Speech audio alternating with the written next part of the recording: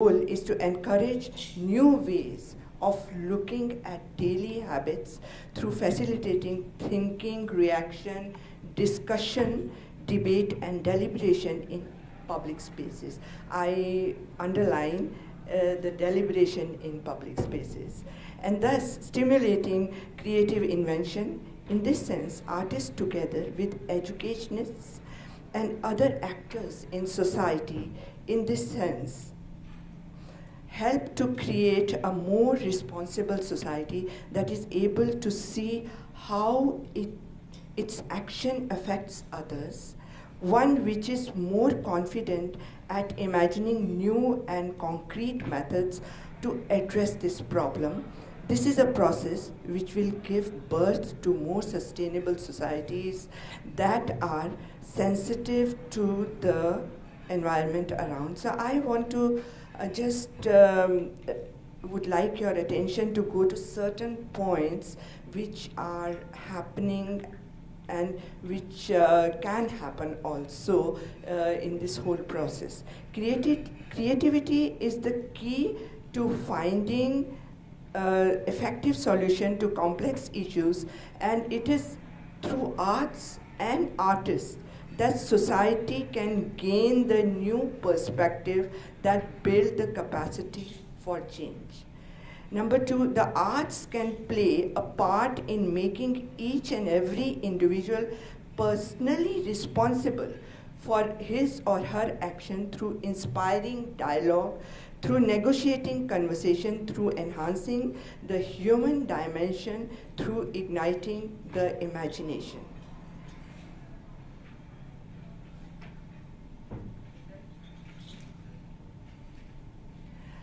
A growing number of artists, cultural organizations, and creative industries leaders are using their talents and resources to draw attention to issues, build will and agencies for change, and devise innovative solutions to move us towards greater sustainability. These innovators are breaking down false boundaries between aesthetics and politics, and claiming culture as an important and effective catalyst for and site of sustainability. Use of innovative architecture.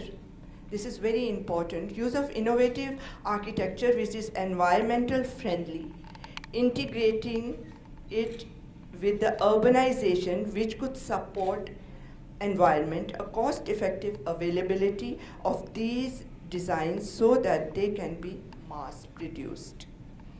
This still requires shifting behavior and thinking, building new infrastructures and systems, and keeping the pressure on policymakers and transitional entities to reach the target. As People's Climate March saying, to change everything, we need everyone.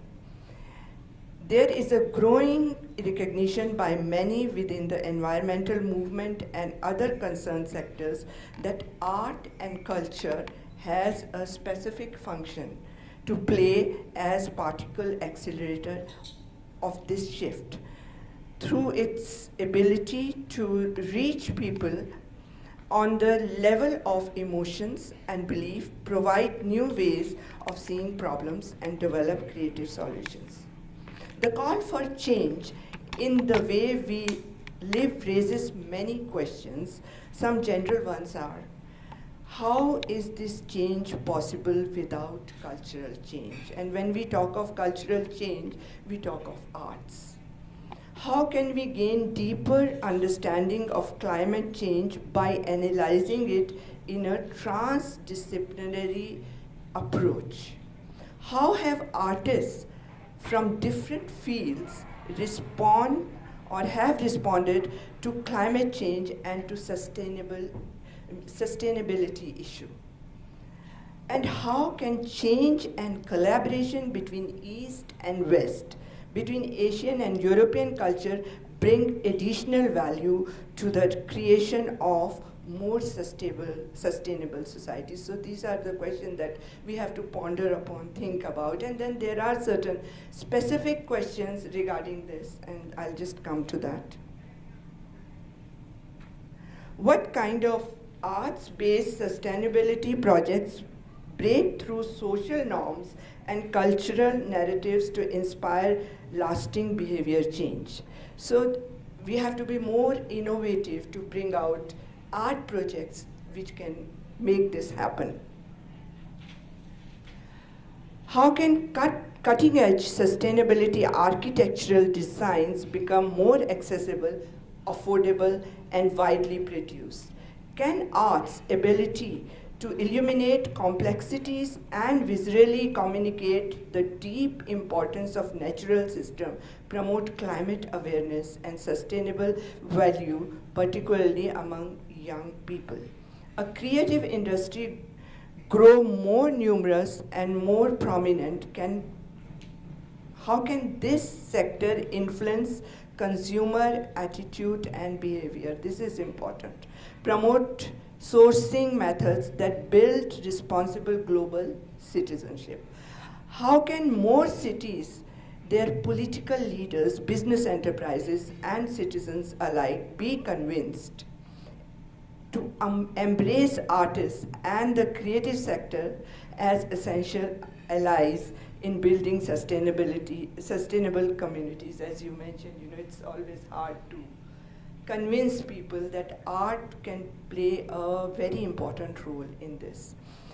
What incentives can propel more arts councils, ministries, and diverse cultural organizations to embed sustainability into their policies, practice, and investment, thus reducing carbon uses, exerting necessary moral leadership?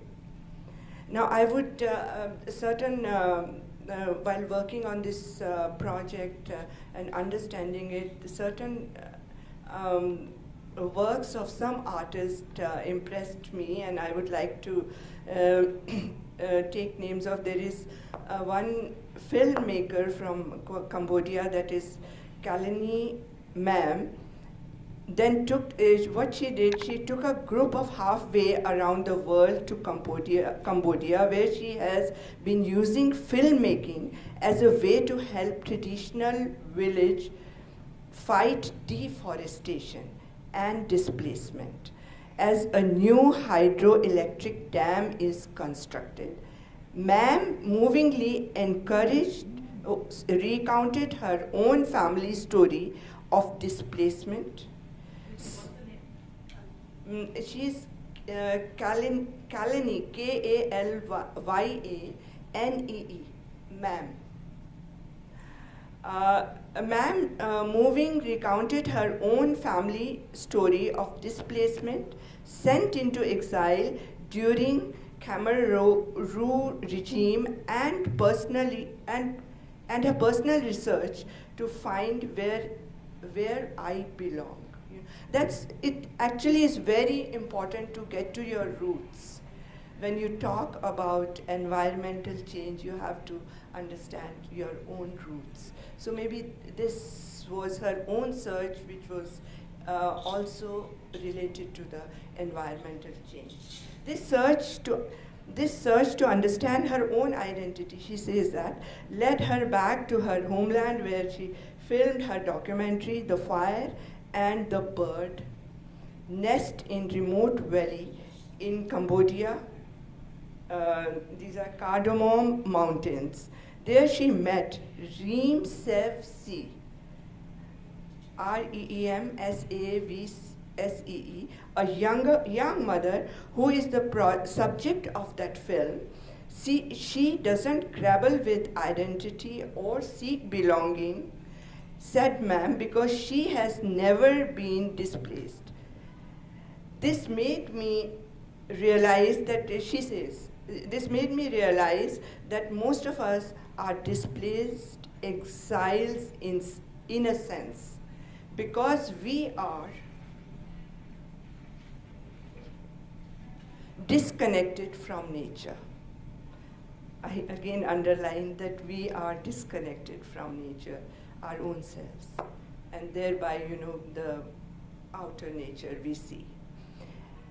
And the land. We have forgotten what we knew, the stories, the foodways, the fairy tales, and the inherent knowledge of self that is embedded in nature. At a protest against dam being built in the valley, an elder in the village said that the land I can give to my grandchildren is more important by far than the money and the government can offer. Man challenged the group to think of the ways that we can help remember what we have forgotten. The discussion that followed explored differences between art and culture, the power of beauty both from art and nature to transform and reconnect us, strategies that artists are using to get a seat at the table, and the intrinsic and instrumental dimension of art. Now, second project that I would like to talk about is about a Swiss artist. So it's called Whispering Forests. What do the trees sound like? This is a question that Swiss artist Christina della Giustina asked the environmental scientists she worked with during her residency at WSL and Swiss Federal Laboratory for research into forests, landscape, and snow. At WSL, scientists use century-long data recording concerning atmospheric composition and vegetation health to develop contemporary prediction of environmental change. Accompanying them into the field of working alongside them in the lab, Christina explored how these scientists know that the trees they study. Her ongoing project, You Are Variations, encourages alternative ways of knowing, sometimes by setting different registers of visualizations alongside one another, from hand drawing to high resolution images. She also uses participatory art to encourage scientists to engage with the local communities living around the trees they study, and develops sound art that incorporates sonifications of live data streaming with orchestral compositions. Such multidimensional engagement in worlds away from technology and science interpretations of climate change, and thus so many of the practices and discourses of climate security that circulate at events such as COP21. But an increasingly large proportion of art about climate change is like Christina's work, made by artists working in collaboration with scientists, organizations such as Swiss Artists and Lab Practice Artists in scientific laboratories, giving them access to equipment, techniques, and data. Often the result is art that has not only